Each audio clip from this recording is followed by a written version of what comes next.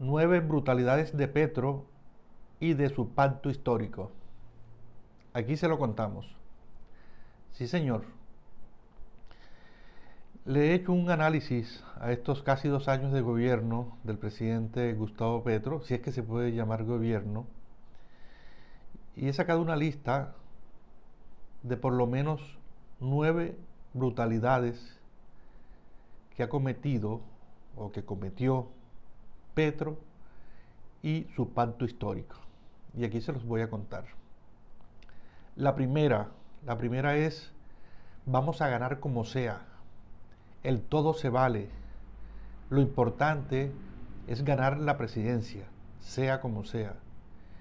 Es decir, Petro se olvidó de sus ideologías, se olvidó de todo lo que había hecho en el Congreso como partido, como hombre de oposición, y decidió ganar la presidencia con el todo se vale.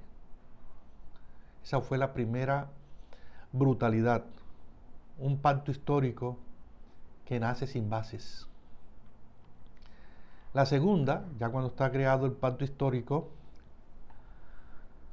aceptar miembros como Armando Benedetti y Roy Barreras, un par de chapulines, de saltamontes, de mariapalitos, que venían así brincando de gobierno en gobierno. Ellos analizaban quién podría ser el próximo presidente y para allá se iban.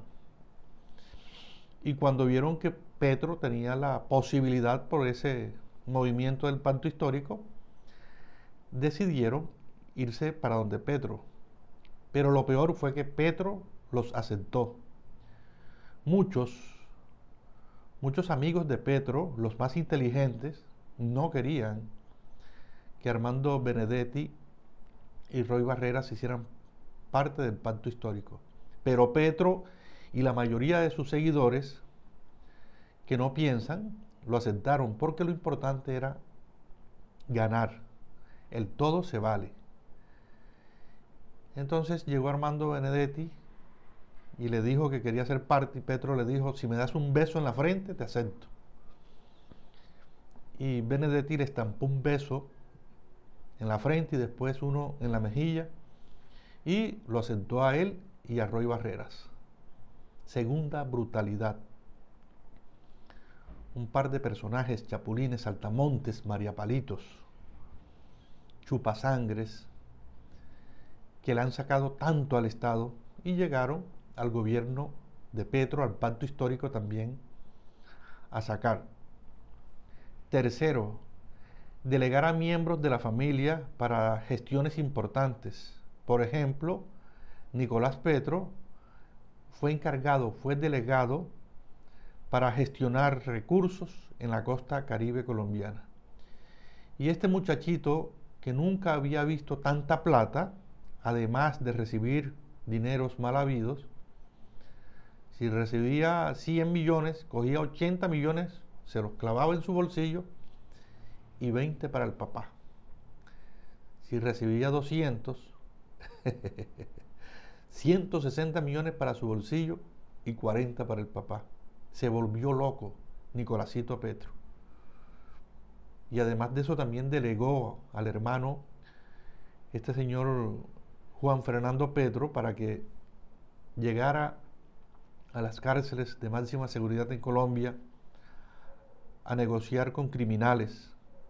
Y el mismo Juan Fernando después lo confirmó, que si no es por esos votos que consiguieron esos tipos, los presos peligrosos, ese millón de votos Petro no hubiese ganado, porque es un millón de votos en zonas donde nunca habían sacado un voto. Esa es la tercera, delegar a miembros de la familia en estas funciones importantes dentro de la campaña. 4, ya cuando Petro es presidente, la escogencia de ministros y de altos funcionarios. Por ejemplo, la ministra de Minas, Irene Vélez, que no tenía la menor idea de lo que era ese o de lo que es ese ministerio tan importante. Una profesora universitaria, filósofa, que de minas y energía no sabía absolutamente nada. Y siempre que abría la boca, el dólar se disparaba por las barbaridades que decía. Irene Vélez le fue como perros en misa en ese ministerio. Por ejemplo, la escogencia de Álvaro Leiva como ministro de Relaciones Exteriores, ese viejito que se peleaba con Benedetti, o sea, se peleaba con otro funcionario, con otro de los amigos de Petro. Por ejemplo, Olmedo López, pieza fundamental de Petro y que hoy en día es uno de los protagonistas del último escándalo de Petro, la corrupción en la UNGRD. Por ejemplo, Ricardo Roa, el presidente de Ecopetrol, que tiene un noviecito de 28 años y ese novio tenía 2 o 3 contratos con el Estado. El todo se vale en el gobierno del todo se vale. Y otros casos más, pero ese fue otra de las brutalidades de Petro y de su pacto histórico, la escogencia de ministros y otros altos funcionarios. 5. Sacar a altos funcionarios y al rato volverlos a llamar. Caso Laura Sarabia y Armando Benedetti, que protagonizaron tremendo escándalo. Laura Sarabia primero por unas valijas llenas de dinero que se perdieron en su casa.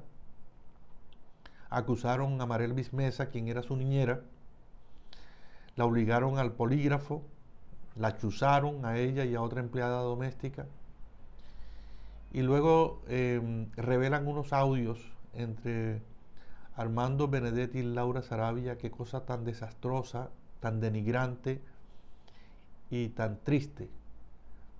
Y todo el mundo decía, me imagino que a estos 2 funcionarios los van a poner presos.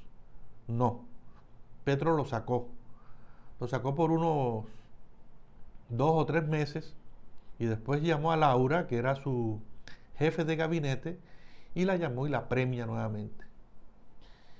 Y sacó a Armando Benedetti, que era el embajador de Colombia en Venezuela, y lo llama nuevamente y lo manda para Roma. Es decir, los premia. A los funcionarios que se la van cagando, me perdonan por favor, muchas gracias, a los funcionarios que se la van embarrando, los saca y luego los premia. Como diría mi abuela, ese hombre, ese señor que está gobernando el país, tiene memoria de gallina, tiene problemas de inteligencia, tiene problemas de retención. De manera que ese es el 5.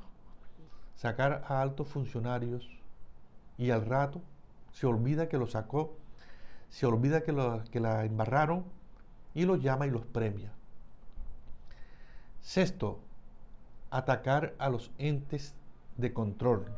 El hombre defiende a sus funcionarios corruptos y ataca a los entes de control. Recordemos que el caso de Álvaro Leiva dice que ese es un golpe blando.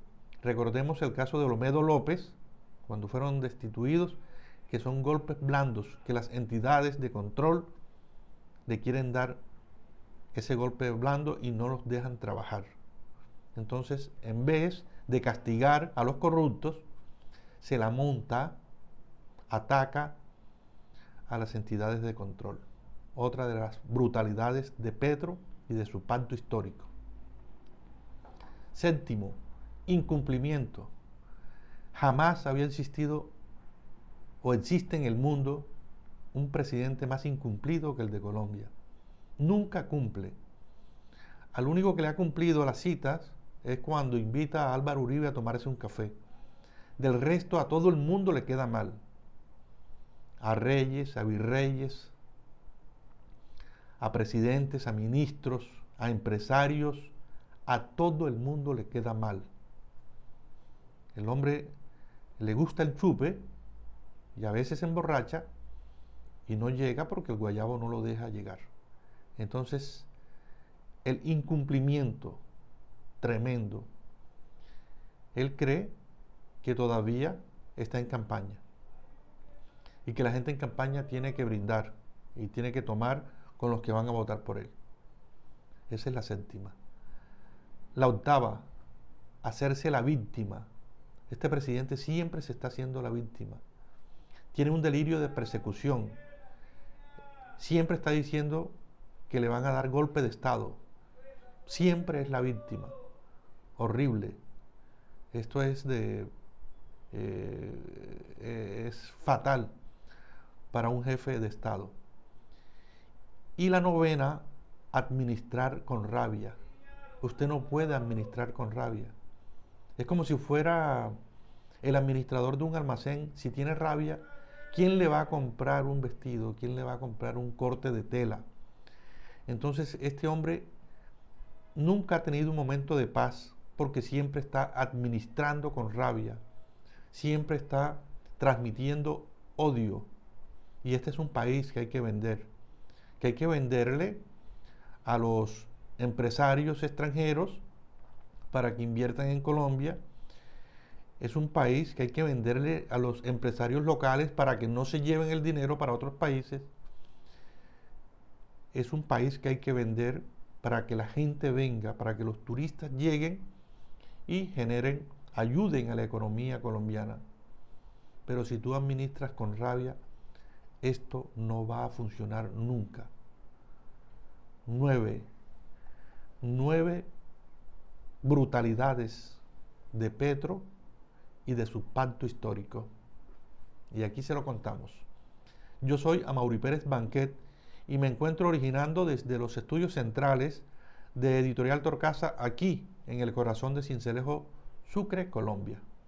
Chao, chao.